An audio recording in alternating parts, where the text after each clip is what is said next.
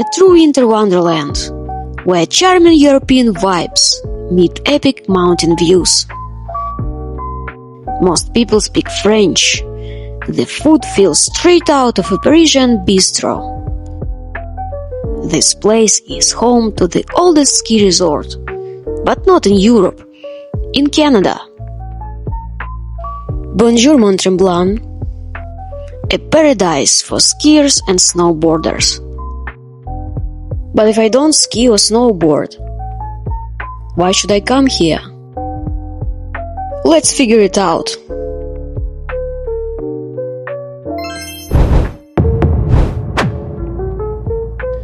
Mont Tremblant is nestled in the heart of the Laurentians, one of the oldest mountain ranges on Earth, with some regions dating back over 1 billion years. Glaciers shaped these mountains during the Ice Age, creating deep valleys, towering ridges, and pristine lakes between the peaks. Consistent snowfall is one of Mont Tremblant's greatest charms. Typically, the ski season kicks off early, usually by mid to late November. You can expect your winter wonderland here to be covered in snow well into March, and occasionally even extending into April. These natural snow conditions distinguish this area from other resorts that may rely more heavily on man-made snow. What stands out about the snowfall in Mont Tremblant is not just the quantity, but the quality. Thanks to the region's unique microclimate, the snow is often light, dry, and powdery, making it ideal for skiing and snowboarding. Come on, Paulina, we are not here for skiing or snowboarding. Alright. Well, maybe actually I don't have a good news for you. That kind of snow is not ideal for dog sledding, snowmobiling, or snow tubing.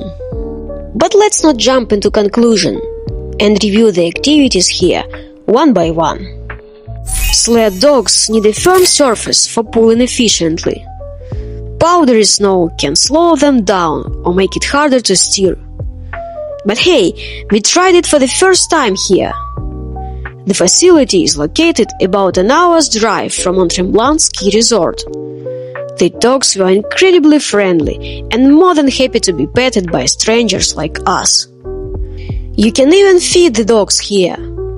These dogs are huskies, and since they are friendly to almost everyone, including strangers, they don't make the best guard dogs. Instead, they are born to be natural endurance runners. Huskies were originally bred by the Chukchi people of Siberia to pull sleds over long distances in harsh conditions. The sledding itself can be done in two ways, either sitting in the sled or standing next to the guide and helping to manage the dog team. Devant, Polly! The last dog are stronger dog. They push the sled a lot. Both were fun, but standing next to the guide left my hands frozen, while sitting in the sled made my feet unbearably cold. We originally planned to do the full 50-minute ride, but after 30 minutes we had to call it quits and head back. No complaints though. It was our very first day experiencing real winter as Florida residents, and we definitely underestimated the cold. It was minus 12 degrees Celsius. Lesson learned: hand and foot warmers are an absolute must. Okay, what about snowmobiling? Light, dry, and powdery snow is not ideal for snowmobiling either, at least not on its own. Snowmobiles perform best on a packed or slightly compacted base because powdery snow offers less traction, making it harder for the machine's track to grip and propel forward efficiently. Luckily, Mont Tremblant has groomed snowmobile trails, which create the perfect balance: packed snow with just enough fluff on top for a smooth and exciting ride. And the surrounding views? Breathtaking. At times we were riding through dense, snow-covered forests with tall trees on both sides, making it feel like a winter tunnel. Other times we were breaking out into open spaces with nothing but wide fields stretching ahead. It felt so peaceful and quiet, just us, the snowmobile, and endless winter all around. A bit surreal, but absolutely amazing. And by the way, did you know snowmobiles were invented right here in Quebec? So visiting Mont Tremblant without riding a snowmobile, not an option. And a huge shout out to the person who invented heated handlebars. You, my friend, are a genius. And now to snow tubing! My favorite winter activity, even though it's mostly considered for kids. Well, maybe I'm still a kid, deep in my soul. And here comes another bummer. Snow tubing works best on groomed packed snow. Powder adds resistance, making the ride slower. But you know what? I don't care! I just enjoy this slide so much. You can slide down alone or as a group of up to 4 people by linking the tubes together. Never seen anything like this before. And the best part about tubing here? You don't have to drag your tube back up to the hill. You get to ride inside the tube instead. Huh? How do you like that? And last but not least, you can have coffee with Baileys in the building where they sell the tickets. Oui, bonjour du Québec. Alors, passez une belle journée. Ici, on a le café Baileys et le chocolat chaud. Amusez-vous. Thank you! Hasta luego. I'm not promoting alcohol on my channel, but let's be honest, it definitely helped me warm up and survive the cold afterward. Okay, now I have to warn you. After all these activities, you'll be starving. And what's the famous local dish here? Poutine. Golden crispy fries topped with fresh cheese curds, the kind that squeaks when you bite them, all smothered in rich savory brown gravy. Poutine was invented right here in Quebec back in the 1950s. And since then, it has taken over Canada, with countless variations popping up everywhere. Some places add smoked meat, pulled pork, or even foie gras. Mont Tremblant does not just offer winter adventures. It's also a food lover's paradise. Being in Quebec, which has deep French roots, Mont Tremblant's food scene is heavily influenced by traditional French gastronomy, making every meal feel like a little trip to Paris, but with a Canadian twist. Brunch is a big deal here. Cozy French cafes and bistros serve hearty, slow-paced breakfasts, where people sip coffee and enjoy eggs Benedict and crepes with maple syrup. Okay, now that we are full, let's get back to winter activities. The next one on the list is paintball. Yes, a paintball game in a snowy battlefield that looks like something straight out of a Counter-Strike computer game. What is very cool is that you can have a paintball battle quite late in the day and lose those calories you gained after tasting local cuisine. One more thing to mention, it was -15 outside, but we were getting back from the battle all sweaty and hopefully lighter. Thank you to Fort West for the great experience and cool pictures. One more thing to mention, even though we had all our winter clothes on, I still got a few bruises on my body as a reminder of this great battle. Wait, Paulina, We've been talking for a long time and still have not mentioned the actual Mont Tremblant ski resort.